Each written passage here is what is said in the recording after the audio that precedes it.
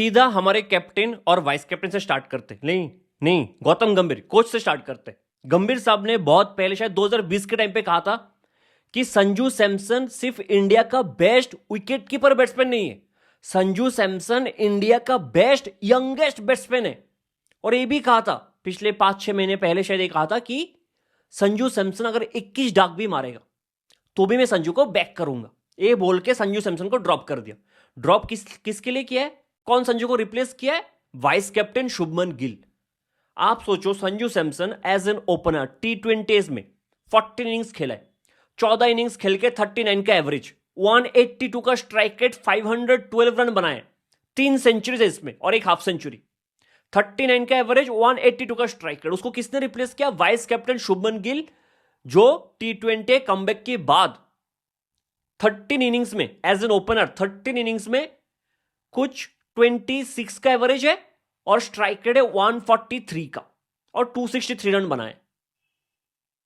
26 का एवरेज, 143 का strike rate के बैट्समैन के लिए आपने 39 के एवरेज, 182 के स्ट्राइक रेट वाले बैट्समैन को बाहर कर दिया। क्यों? लॉजिक क्या है? अकॉर्डिंग टू गौतम गंभीर, Shubman Gill is an better opener, he is a better opener. और सूर्या ने भी कहा कि शुभमन तो पहले भी ओपनिंग कर रहा था ना, तो शुभमन नहीं थे इसलिए हम सूर्या संजू को एज एन ओपनर लाए थे। अब आ गया शुभमन गिल तो संजू को बाहर होना पड़ा। इस लॉजिक से बहुत कोई टीम से कभी भी बाहर हो सकता था, लेकिन आपने कभी बाहर किया नहीं, ठीक है। लेकिन मुझे समझ में आता है क्यों शुभमन गिल इस टीम में है। इसलिए क्योंकि वो वाइस कैप्टन, और Shubman Gill as a vice captain क्या क्या डिसीजन ले रहा है आपको पता नहीं है, वो हमें दिखता नहीं है, कैमरा में दिखता नहीं है, क्योंकि ड्रेसिंग रूम में बैठ के हर स्ट्रेटेजी, हर प्लान, हर चीज में दिमाग शुभमन गिल लगा रहा है। शुभमन गिल आपका कैप्टन है, वो तो बहुत डाउन टू अर्थ है, वो बंदा खुद नहीं चाहता कि लोगों को पता लगे वही कैप्टनसी कर रहा है। शुभमन गिल ही कैप्टन है, वरना कोई लॉजिक तो मुझे समझ भी नहीं आता। क्योंकि 13 इनिंग्स जो शुभमन गिल ने एज एन ओपनर खेला है अभी कमबैक के बाद, कंपैरिजन के लिए मोर देन इनफ है। संजू ने भी 14 इनिंग्स खेले एज एन ओपनर, 14 और 13, डे एंड नाइट का डिफरेंस है स्टेट्स पे एज एन ओपनर। और क्या बैटिंग किया है कल, क्या कंपेयर करोगे आप? 200 के स्ट्राइक रेट से मार के गया कल के दिन साउथ अफ्रीका के बॉलर्स को, 200 के स्ट्राइक रेट से, 2 बॉल पे 4 रन, गुड लेंथ के बॉल को सीधा खड़ा कर दिया। ब्रिलियंट यार, ताबड़तोड़ 200 के स्ट्राइकर से बैटिंग करके गया। आप क्या कह सकते हो? संजू का स्ट्राइक रेट 182 ही है, कल 200 के स्ट्राइकर से बैटिंग करके इंप्रूवमेंट तो है। और जितना अच्छा वाइस कैप्टन खेल रहा है उतना ही अच्छा कैप्टन भी खेल रहा है, और उन्होंने भी कल सेम ही किया, फुल लेंथ के बॉल को सीधा खड़ा कर दिया। शायद इस साल 16 इनिंग्स पे T20 में 15 का एवरेज है सूर्य कुमार यादव कैप्टन का, 15 का एवरेज, 126 का स्ट्राइक रेट, धुआंधार 126 का स्ट्राइक रेट, 60 इनिंग्स पे 196 रन बनाए सूर्य कुमार यादव ने। आप बताओ, ये मजाक की बात नहीं है। आपके टीम के 2 बैट्समैन के एवरेज, स्ट्राइक रेट दोनों खराब है T20s में। और कंसर्निंग फैक्टर इसलिए है, आपको सोचना पड़ेगा इस बात को, क्योंकि अगर तिलक खराब करेगा वो ड्रॉप हो सकता है, आप उसको रिप्लेस कर सकते हो। अगर शिवम दुबे खराब करेगा उसको आप ड्रॉप कर सकते हो, उसको आप रिप्लेस कर सकते हो। अगर कोई भी और, मान लो अक्षय पटेल खराब करेगा, आप उसको ड्रॉप करके रिप्लेस कर सकते हो, चाहे वो नीतीश कुमार रेड्डी हो, चाहे वो वाशिंगटन सुंदर से, आप किसी को भी ड्रॉप करके रिप्लेस कर सकते हो प्लेइंग 11 में। लेकिन 2 प्लेयर जो सबसे खराब खेल रहा है T20s में इस साल, एक शुभमन गिल और एक सूर्य कुमार यादव, इन दोनों को आप ड्रॉप कर नहीं सकते। दोनों प्लेइंग 11 में रहेंगे ही रहेंगे, क्योंकि एक कैप्टन और एक वाइस कैप्टन, इसलिए तो वाइस कैप्टन का टैग मिला ना कि कोई हटा ही ना पाए। तो एक कंसर्निंग इशू है आपके लिए T20 वर्ल्ड कप तक, अगर फॉर्म पे वापस नहीं आता तो, क्योंकि ये 2 प्लेयर्स को मुझे नहीं लगता कभी भी कैसे भी ड्रॉप हो सकते। ये 2 प्लेयर्स प्लेइंग 11 में रहेंगे, चाहे जितना भी खराब करे। कल आप ये नहीं कह सकते कि सूर्या को हटा देंगे कैप्टनसी T20 वर्ल्ड कप से पहले और हार्दिक कैप्टनसी कर लेगा, या फिर गिल को हटा देंगे। मुझे नहीं लगता गिल को हटाएंगे ये लोग, जैसे चल रहे हैं इतने सारे स्टेट्समैन के बाद कि Sanju Samson is the best youngest batsman of this country, 21 डाक मारेगा, मैं रिप्लेस नहीं करूंगा, ये करने के बाद भी, अगर इतने अच्छा परफॉर्मेंस के बाद भी आप संजू को रिप्लेस कर रहे हो, तो इस टीम में शुभमन गिल कहीं से भी कभी भी ड्रॉप नहीं होगा। तो आप यही उम्मीद करो कि शुभमन गिल अच्छा फॉर्म पे आ जाए, वरना 2 विकेट आपका गिव अवे है T20 वर्ल्ड कप में, 2 विकेट फ्री में। Even before India starts batting आप 0 for 2 हो, एक आपका नंबर 1, एक आपका नंबर 3 बैट्समैन ऐसे ही आउट होकर जा रहा है, और स्ट्राइक रेट भी कम है। हालांकि कल के पिच इतना आसान नहीं था बैटिंग के लिए, वो हमने पूरे फर्स्ट हाफ में देखा है कि फुलर लेंथ और गुड लेंथ को बॉल को मारना बहुत डिफिकल्ट था, back of the length ball को खेलना आसान हो रहा था। और इसलिए शायद अभिषेक शर्मा ने पावर प्ले में 9 बॉल खेल के 9 ही रन बनाया था। पूरा पावर प्ले वो खेला, 9 बॉल खेला, 9 ही रन बनाया था, क्योंकि मुश्किल था बैटिंग करना। और जिस बॉल पे अभिषेक शर्मा आउट हुआ है, बहुत ही खराब बॉल था, डाउन द लेग बॉल था, शॉट उसने हालांकि अच्छा खेल लिया, लेकिन ऑफ कटर था, पेस शायद 119 किलोमीटर पर आवर का बॉल था, पेस से वो बीट हो गया। फिर भी चौका होता अगर फील्डर कोई और होता। मार्को यान्सन इस पूरे सीरीज में क्या कर रहे हैं मेरे समझ से बाहर है। पैर इतने लंबे, हाथ इतने लंबे, कहीं भी पहुंच जाता है। कोई और फील्डर होता वो चौका होता। और ऐसे भी बॉल इतना खराब था, अगर शायद पेस से बीट हो गया अभिषेक शर्मा, अगर पेस अप डिलीवरी होता तो वो बाउंड्री पूरा लिखा हुआ था। ठीक है, मैं तो कहता हूँ एक न्यू रूल लाना चाहिए कि इतने लंबे प्लेयर्स क्रिकेट नहीं खेल सकते, वरना मार्को यान्सन को बहुत ज्यादा अनफेयर एडवांटेज मिल रहा है, बहुत ज्यादा। मैं तो कहता हूँ कर दो बैन मार्को यान्सन को। ठीक है, बेचारा वो शौक था अभिषेक शर्मा कि कहाँ पे कैसे पहुंच गया मार्को यान्सन। ठीक है, अक्षर पटेल द फ्लोटर वो आ गया ऊपर। अब अक्षर और तिलक जब से बैटिंग करना आया थोड़ा स्लो ही खेले, स्पेशली तिलक वर्मा का भी अगर आप पूरा इनिंग्स देखो कल के दिन, हर गुड लेंथ के बॉल, हर फुल लेंथ के बॉल को तिलक ने डिफेंड ही किया है। शायद एक नॉर्किया को शॉर्ट बॉल में छक्का लगाया था, वरना तिलक ने इतना एग्रेसिव खेला ही नहीं। 32 बॉल पे 26 बनाए, 80 की ऑलमोस्ट 80 की स्ट्राइक रेट से तिलक वर्मा। और वो आउट हुआ है 12th ओवर में जाके, जहां पे हार्दिक पांड्या 12th ओवर में बैटिंग करना आया था। और 12th ओवर तक इंडिया का स्कोर था 80 फॉर 4 और लगा था इधर से अगर बहुत अच्छा बैटिंग कर लेगा इंडिया तब जाके शायद 150 तक पहुंच जाएगा। ठीक है, हार्दिक पांड्या आता है, जैसे हार्दिक पांड्या आता है पूरा गेम 180 डिग्री चेंज हो जाता है, पूरा का पूरा गेम। केशव महाराज का वो ओवर था 13th ओवर, जब हार्दिक पांड्या बैटिंग करना था 12th ओवर में आया था, 13th ओवर केशव महाराज का था, 16 रन उस ओवर से। इतना मारा महाराज को कि मार्करम को वो हिम्मत था ही नहीं कि केशव महाराज को हार्दिक के सामने और एक ओवर दे। 2 ही ओवर डाला कल के दिन महाराज ने, और अगर महाराज 4 ओवर डालता इंडिया का स्कोर 200 तक पहुंच जाता। टू बी वेरी ऑनेस्ट, मतलब हार्दिक ऐसा बैटिंग कि आप सोचो उनके सीनियर स्पिनर केशव महाराज को तीसरा चौथा ओवर देने की हिम्मत नहीं रहा मार्करम पे, तो 2 ओवर देना पड़ा फेर्रा को। फेर्रा ने बहुत अच्छा किया। फेर्रा जो 18th ओवर उसने डाला है शिवम दुबे को, उसके बाद शायद जीतेश आया था, आउटस्टैंडिंग ओवर था यार। वो सीधा एज ए पेसर बॉलिंग कर रहा था, वॉबल सीम से फ्लैट 108 किलोमीटर पर आवर जिस बॉल पे शिवम दुबे बोल्ड हुआ है, और जीतेश को भी शायद एक यॉर्कर, ऑलमोस्ट यॉर्कर मार दिया था 110 किलोमीटर पर आवर से। तो वो ओवर फेर्रा का 2 ओवर बेहतरीन था साउथ अफ्रीका के लिए, वरना और रन था। अगर केशव महाराज और 2 ओवर डालता और भी रन था। ठीक है, आप एक चीज देखो, नॉर्किया जो बहुत दिन बाद T20 खेल रहे हैं, उसने पहले 3 ओवर में मेरे हिसाब से बहुत अच्छा बॉलिंग किया। 3 ओवर में 24 रन दिया था पहले 3 ओवर पे।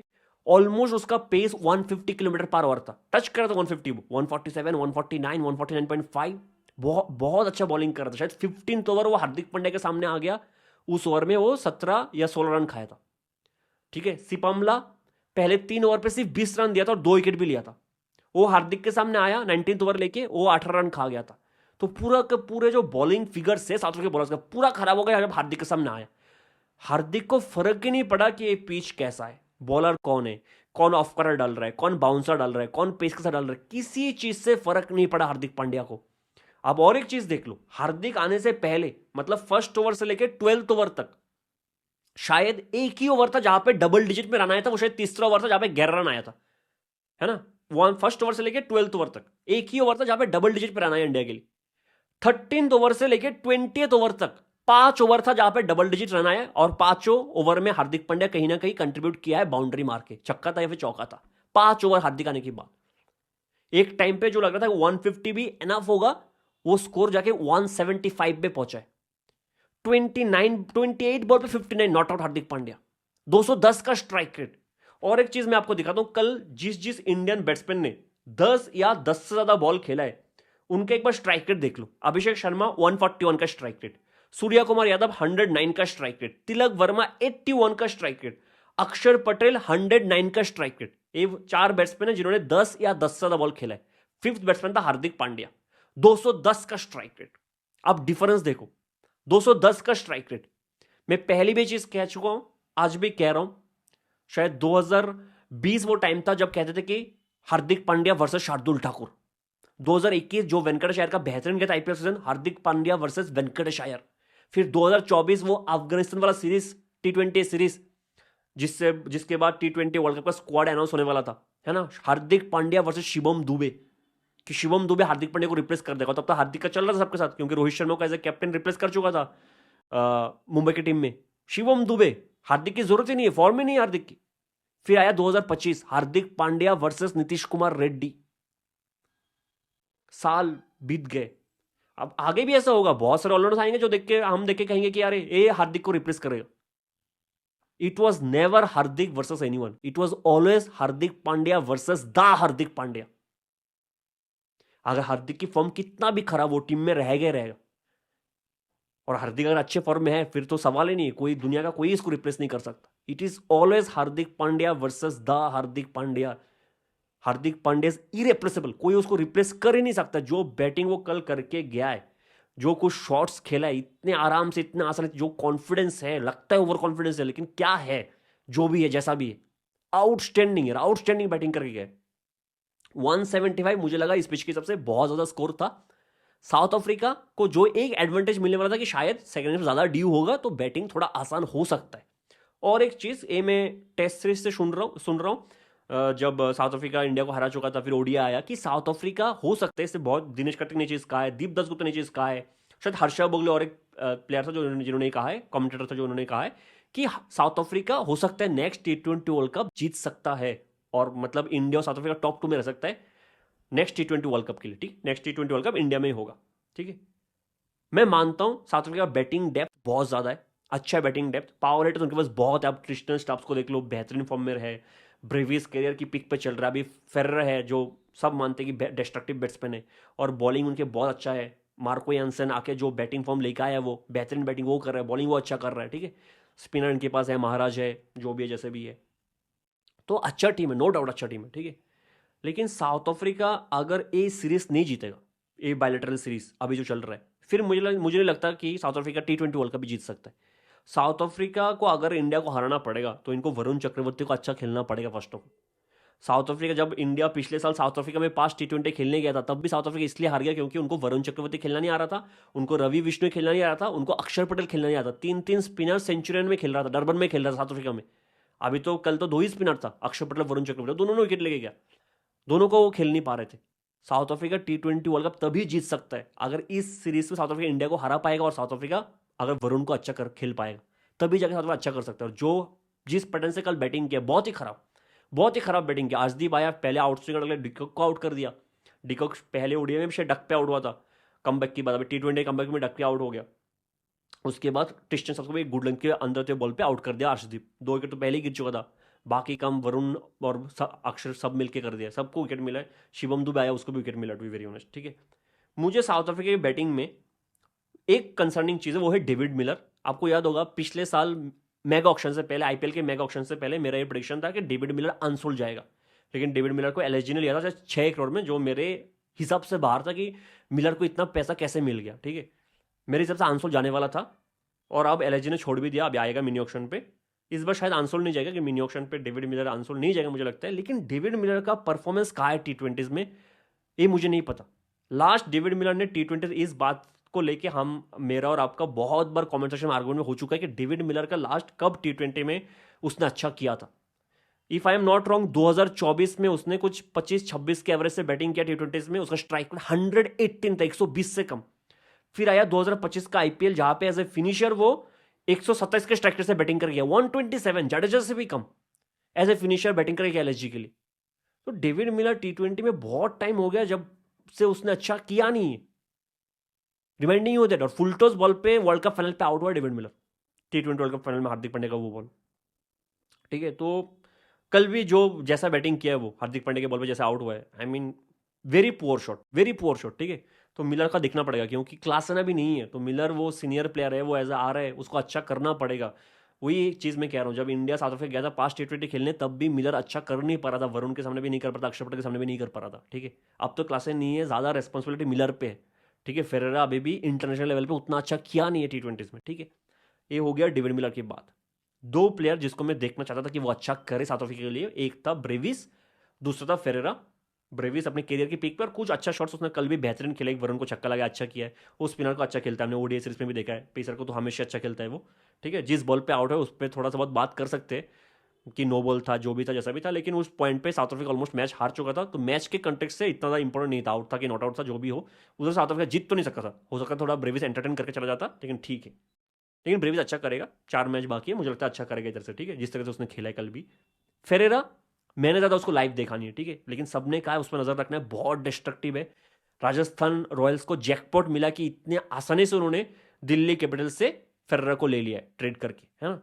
तो मुझे देखना कि फेरेरा स्पिनर्स के अगेंस्ट कैसा खेलता है, ठीक है। पेसर को वो मार लेगा मुझे पता है, स्पिनर्स के अगेंस्ट कैसा खेलता है। और कल भी वरुण चक्रवर्ती की बॉल पे जिसमें थोड़ा सा एक्स्ट्रा बाउंस था उस पर कट करते हुए आउट हो गया।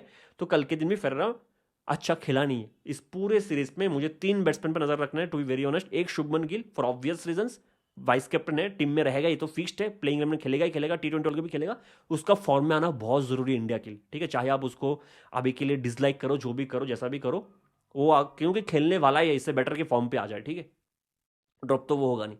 इंडिया की तरफ से एक शुभमन गिल, बाकी मुझे लगता है सब कुछ सेट है। सूर्या का क्या है, कैप्टन है, जो भी है, जैसा भी है, ठीक है। दूसरा एक ब्रेविस क्या करेगा, क्योंकि अगर ब्रेविस ए सीरीज खराब करेगा तो T20 वर्ल्ड कप में भी स्पिनर्स के अगेंस्ट वो फंसेगा। एक फेरेरा क्या करता है, ठीक है, मुझे ये देखना है फेरेरा क्या करता है स्पिनर्स के अगेंस्ट इस पूरे सीरीज में। 3 इंपॉर्टेंट प्लेयर मुझे यही 3 लगते हैं, ठीक है। बहुत ही गंदा बैटिंग है, साउथ अफ्रीका 74 पे ऑल आउट। बाकी इंडिया की तरफ से सब सही है। एक जीतेश शर्मा के बारे में कुछ कहना चाहूंगा, बेहतरीन कीपिंग किया कल के दिन, बेहतरीन कीपिंग किया कल के दिन। स्पिनर्स के अगेंस्ट बेहतरीन, जो फेरेरा का कैच था वो बेहतरीन कैच था। इसका जो कैच लिया डेविड मिलर का कैच अच्छा था, ट्रिस्टन का कैच अच्छा था, बहुत अच्छा कीपिंग जीतेश शर्मा ने किया है। जीतेश ने कल बैटिंग से जो इंपैक्ट छोड़ा है, हालांकि 5 ही बॉल खेला 10 रन, फिर भी उस पिच के हिसाब से मुझे लगा अच्छा कंट्रीब्यूट करके गया Jitesh Sharma. Hats off to him. बाकी सब सही है। मिलते हैं अगले वीडियो में, अब तक के लिए जय हिंद।